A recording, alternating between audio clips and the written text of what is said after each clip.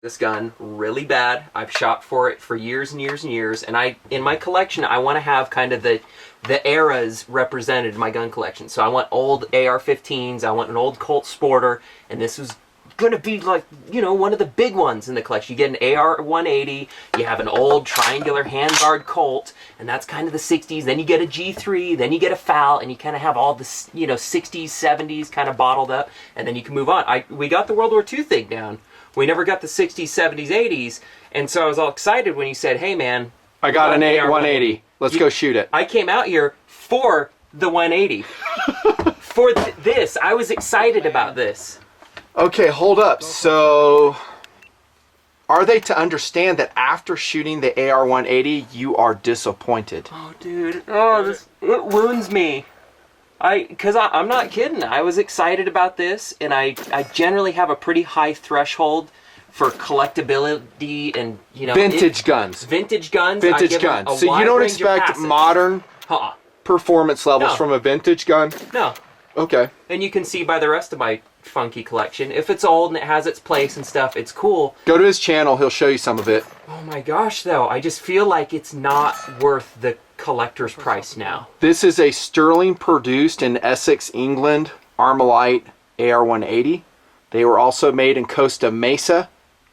And Hawa. And Hawa. So this is actually a pretty good example. Look at the condition this is in. This is a clean 180. A lot of them that I've seen are all rusted and dinged up. This is a clean one. You'll find it at Gunnies.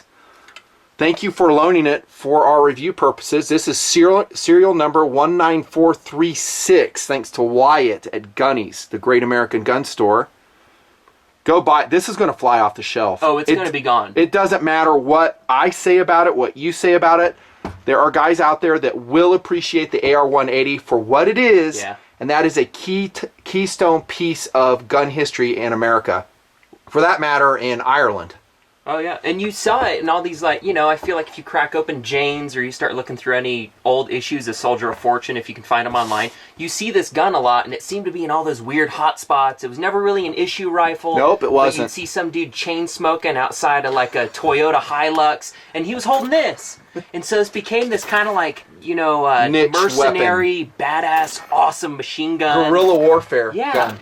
And so it has this cool ethos behind it. Well, not a machine gun. The AR-180 is a semi-auto version. The AR-18 was a select fire.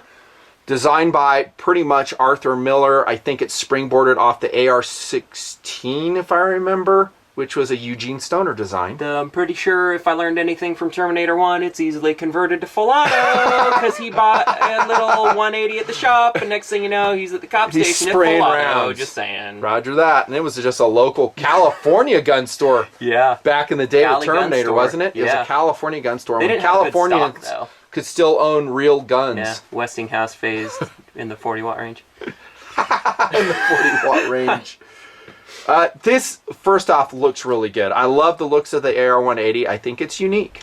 And what this review is going to concentrate on is second cool. It has to. If we go to first cool, which we will. Which some do. Some people do, they say. Okay, hold on, though. Let me finish. Okay, we'll bottle out. So first cool, to make it more interesting, we've got to concentrate on that, and we'll find out where the AR-180 falls short. Yeah. Now, to give credit and to be fair to the design, it wasn't the M16. It wasn't product improved over generations. It wasn't. Who knows where it would be if it had been. Yeah. It would probably be a super cool gun. But the M16 took off. It turned out to be a great weapon system, still is, for the U.S. military and many other countries, and it eclipsed the AR-18, and it never got a foothold. The U.S. government, by the way, looked at this, they tested it, and they basically came out and said it fell short. They said it just needs to be improved. You know, there were hammer breakages, deficiencies were noted in sand and mud, and they said it just needs more work. But again, because there was a smarter student in the class, the M16 series, it never got the attention. Yeah. It never got to, and Arthur Miller actually resigned from Armalite in protest because in like 1968 he was pissed that this gun was marketed so ineffectually. Yeah. He was like, "Oh, this is a great gun," and in a lot of ways it is, or at least it was in its day. and that's where we're going to concentrate on the review. I don't know. When would you buy this gun? When would it make sense to add to your collection? First cool, second cool, super quick. First cool is you think that even now the AR-180 is the most viable tactical carbine for your system, even though everything else is out there. There are guys that believe that, TD? Yes, shockingly. Really? Yep.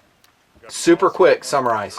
Super quick. Just summarizing, a guy had said, I went with the AR-180. It's the only gun today that has all the features I want in an assault rifle. And as I read his little piece, I was thinking... This is real. He's not trolling. No joke. I was thinking, that's weird. Someone uploaded this little thing. He must have said this in 1997, because I could see that, you know? Yeah, no, okay. He said it in 2015, after the SCAR, after the Masada, after all these things had come to market. After all the outstanding value-priced AR-15s, the Keltec SU-16, the Ruger Mini 14. This is the best way to sling 5.56. That is insanity to me. Okay, and then the other half is second cool. Yeah. You have a 1960s era collection. You have an M16A1. You have a pencil barrel AR. You have some guns from the period. That's when I think it makes sense. Yeah. That would be a great addition. You're not really planning on shooting it a lot. You understand its weaknesses. You're good with them. That's why this gun is going to sell. It's a great gun to have in a collection. And that's why I wanted it. I'm just not at a point in my life where the price for it, $910 is what this particular one Which is cheap. That is pretty cheap. I went into Gun Broker. How clean it is. Dude, this is going to fly. This is Gunny's price at $910, I believe. And it's going to fly. Because I went to Gun Broker, they're there for $1,400 and they're in not this good of condition. Yeah. Yeah, I don't know. For me, at my point in life, I just don't feel like it's $910 well spent because I don't have that much to spare. So. Well, but if you put it and integrate it into your collection, the AR-180, there's a lot of guys like you. Guy walks into your gun room and he goes, "Oh my gosh, an AR-180?" Because he hasn't seen this video. Dude, that's cool. That's the coolest gun ever. I saw Terminator with that thing. It's awesome. And a ton of other movies it's been featured in. Stupid not to adopt that instead of the M16. Now, if you're an AR-180, AR-18 fan, relax. We're going to get to its good points. It does have some very good points, but this is an interesting foundation. Yeah. Has an interesting history, and our job here is not to represent it all, by the way. No, it's not going to dredge all that too many crap places up. Doing too much stuff. Like in Ireland, like it was used by the Provisional IRA. Hey, if comments go south and it turns into an Irish Republican Army comment section, guess what we're going to do to the comments? There's a little button there. It says, no comments allowed. Boom. Done. So if you come to this video and there's no comments allowed, it's because guys did not concentrate on the gun. They went political. True or false? Yeah, and it's outside I'm just the saying scope that out, of the review. If I come and see that, I'm going to shut the comments down. Weird, something about the 180, it's the only one that ever gets that attention. It's the only one that's automatically political. Right. We could have a K98 on there, and you won't have people going, "Oh, it's the weapon of evil, you tools, I can't believe you publicize it." executed Jewish people with K98s. How about the AK series of rifles? Yep, plenty of bad. Any gun. Yeah. Any guns outweigh. And so, to somehow sully the reputation of the AR-180 one way or another is, we're just not going to accept it here. We just concentrate on the mechanical, the cool collectability, and we'll concentrate on first cool too. And let's start now with a features review. Do you remember what you were going to say? Because you had something on hold. Oh, I was just going to mention, there are other guns in the series of like 60 stuff I'd rather buy. Namely, like a Colt Sporter. I'd rather get a triangle handguard Colt Sporter. Throw up our older Colt. It's a M6 or a AR-15A3. It's the one you've seen a lot, man. But we love how it is. It's just super cool. Kind of like that. Because that and I There's still a want Cop to do this. AR-15, and that is Cop use, Cop wear. Kind of like Blues Brothers. Cop shocks. Cop Optic. So you'd rather have, this isn't it, of course, but an M16A1, which we almost bought that one time. I almost freaking bought. It was $850 and it was an early SP1. I want that. I didn't want it. I want it because they're available now. They won't be available forever. I know. I can't hunt it down when I'm 40. Roger that. Still don't want it. No space. So, features review. First off, it's light. That's one thing Eugene Stoner, Arthur Miller got right on this. 7 pounds, I was going to say 5. It's 7 pounds, 5 ounces for the day. That's pretty good. It's awesome. But so was the M16A1. Yeah. It also had a very thin barrel, just like this one does, the AR-18, AR-180. It's a very thin barrel. The twist rate is pretty much jacked on it. I think it's a 1 in 12 on this. Standard birdcage flash hider, thin barrel all the way down, again, lightweight. So that's something they got right. It does have the advantage of the M16 in that it's an 18-inch barrel. It's not a 16, so it's 2 inches more, 2 inches of velocity. All good, no problems here. It has integrated old school sling swivels because this is how they still carried him back in the 60s, just like an M1 Garand. Yeah. Just like an M1903. And so that transition was still being made. They hadn't kind of got to the part where they're doing a sling carry or single point. That was a long ways off still. How do you like the handguard? I like it. I do too. I think it's trim. It's made of the black period plastic. This is an original handguard. As far as I know, everything you see on this gun is original. Yeah. For instance, the stock, you're not going to go out and get, hey, I want an aftermarket AR-180 stock. Good luck. Good luck. You're going to find probably a busted up original one for, I don't know, $700. I'm ballparking. I don't know. So I love the handguard, and look how much grasping area you have. To be fair, so the M16A1. Do you have one of those in G.I. Joe form? Yeah. I grabbed a couple 1/6 scale weapons when we talked about competitors. Boom! Check that. Hold it close so they can see it. M16A1, that's the only one we got. Yeah. So that had a triangular handguard too. Yep. It was triangular. totally awesome. Thin barrel. The sights on the AR-18 180 I actually really like. They're ear protected. Yeah. Believe it or not, we did nothing out of box when we shot this, and they were regulated right on. Awesome. They were right on, right? You shot this yesterday. Yeah. It's like hitting steel. We didn't shoot paper with it, just steel. And they're good. Ears protected. Aperture back, double aperture, which was, I think, kind of innovational back then, right? Yeah. Finger adjustable windage. That's pretty cool. Cool. Lower than an AR sight. That's very cool. Right.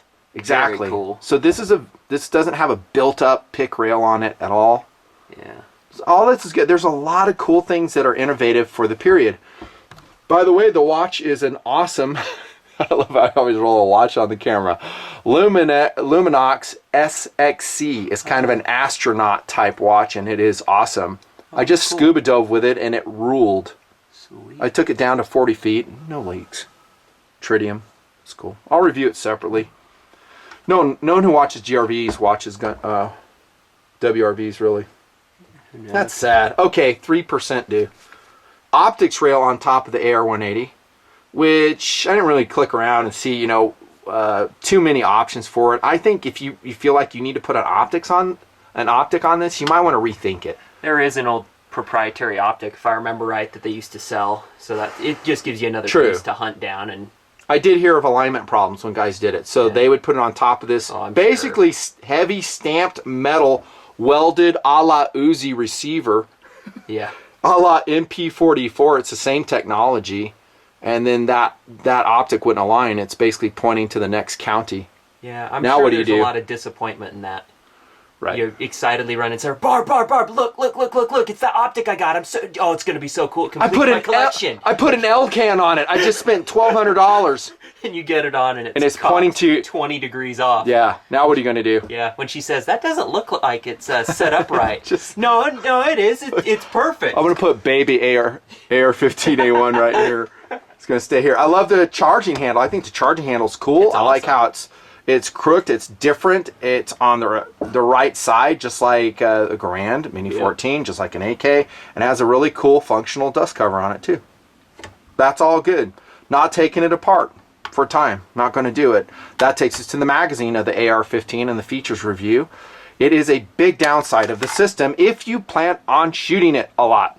If it's a collectible, then a lot of what we're talking about does not matter. It actually doesn't matter at all. Yeah. Because actually the more quirky it is, the better it is as a collectible. Because you can kind of point to it as like, well, back then they used to put sling swivels on the pistol grip and put them up there. By the way, I think Rock River still does it this way. I'm sure. Bushmaster, just for a few years ago, they said, hey, I don't think you can sling it with a pistol grip that well. The magazines are proprietary. This is an original AR-18 magazine. How inexpensive are they, Tactical Doodle? Oh, dude, they are so cheap. They're only about $50 a piece, at least, around there. I've seen them up to 100. It depends on the quantity. 20 rounders start at 50. Looks like they go up to 100, depending on the state. And if 40 you can rounders, find them. So Yeah. notice the slot is on the right side, completely opposite of an AR-15. Of course, there's threads and people saying, all you need to do is get your Dremel tool and modify your AR mag and it'll work no problem. We didn't Cool. try that. Let's just be honest, we didn't try that. You can do anything if you're willing to spend time, and for people who have a lot of time on their hands, rock on. Yeah. Rock on. So you'll mill a slot here. I think it's more difficult than that. You've got a little bit of milling back here. You basically want to match this original right here. So yeah, you could probably do it. You could probably do it. People are a little too cavalier sometimes about that stuff. Oh yeah, dude, bust out a Dremel, 10 minutes, boom, presto, new mag. I did it in 10 minutes. I don't know what took you guys so long. Because imagine you start We're cutting making that fun and of you're a these little too people. low, and then you put it in. What if it's just enough? Where Yeah, but these friction mags, and all this that is just a stuff? GI OK Industries 30 rounder. And what we should be showing is like a Colt 20. Yeah. Which I don't have. I have a Curve 20 C products. I forgot to bring a Colt 20. But I would do either a straight aluminum GI 20. Brownell sells them too. Okay, cool. Magazines go in, they retain, and cool, that's fine. There's your magazine release here. We talked about the charging handle. Pistol grip is fine.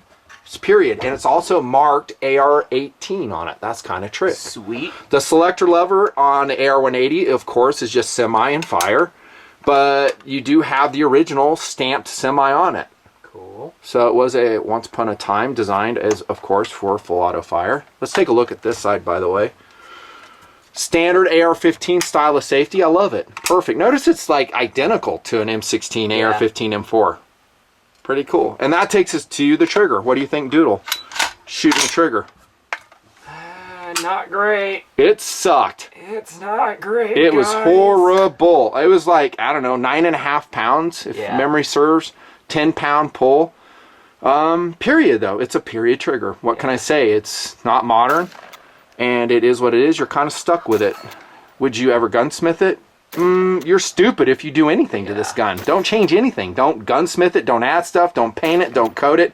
It's a collectible. For guns like these, you don't want to be that guy. Collectible. Just over 22,000 were produced through Howa, Costa Mesa, Sterling. They're rare. All you are is a curator till you die. Yep.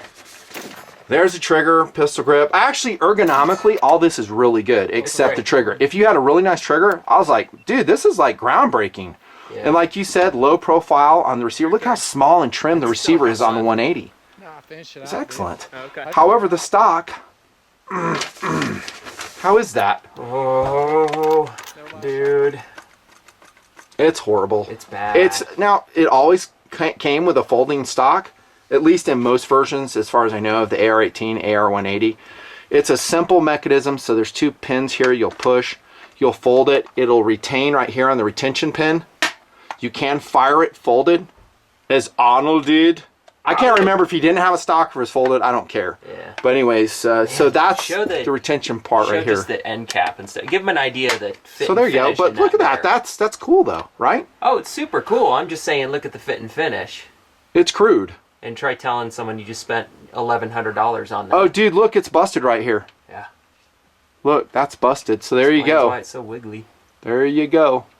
How are you going to replace that now? I think it was like that when we got it too. It was busted all along. How are you going to replace it? In fact, you can see some glue there. It looks like some dude tried to epoxy it or something. You're not. You're going to live with it is the answer. That's the downside. Spare parts are going to be difficult to find, and is it worth it?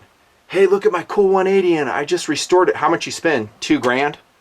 Sheesh. Is that good money? I don't know. Probably not. The length of pull is decent. Didn't mind that. That's your features review. Hope you liked it. How did it shoot? Dynamically, I thought it's other than the trigger. I detest the trigger, of course, on the AR-180, but I thought it shot pretty good. As long as you use the factory magazine. As long as you don't use steel rounds. I can't remember if we tried steel in it. I don't think so. I think brass, with this magazine at least. Yeah. It shot pretty good. I thought it was okay, but the stock was very distracting. Yeah. It's basically in an S turn the whole time. Yeah. So it's hard to lock it down. Recoil I thought was manageable. Has dual recoil springs in there. It's kind of an innovative design for its time. And a lot of the reports in the period reported that the AR-18 and the AR-180 was actually pretty reliable. Right? Did you like shooting it or did you hate it? Yeah, I liked it. It wasn't anything special. It was kind of like, the irons are good, the trigger sucks. You were let down though. You started the whole video off with that. Yeah, I was bummed. I think he said something along the lines of, "Thanks for ruining yet another gun for me." Yeah.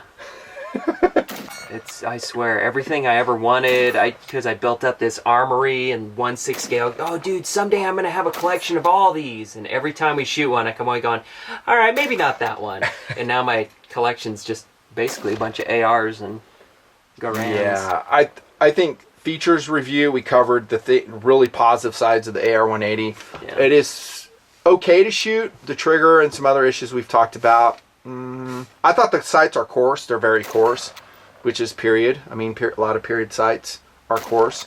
How would you rather buy this? And now we kind of flex in, would I buy it, value and options. Would you rather buy this just by way of review or the M16A1? A1. You didn't even hesitate on that at all. Because I thought about it a lot. Because this used to be higher on the top of my procurement list, and after shooting it, Would you rather buy this or the heavily used COP AR-15? For the same price? Doesn't matter the price. Let's say within $300 of each other. Yeah, I'd probably go for the 180. Ooh, interesting. This doesn't have as much collector interesting value. This is just a okay. COP AR. So you do get second cool on the AR-180. Oh, I still think it's super cool. That's good to see. That's really good to see because it is super cool in the respect of collectability and how rare it is. It's rare. I mean, I doubt you're going to go into your gun store very often and see an AR-180 sitting there. And if you do, it's probably going to be so thrashed. So glad I didn't buy one. Dude, I don't know. How about this between an M1 carbine? Oh, what do you know? You got one. You mean like this? Yeah, like that. You're wondering why I brought it. Sweet.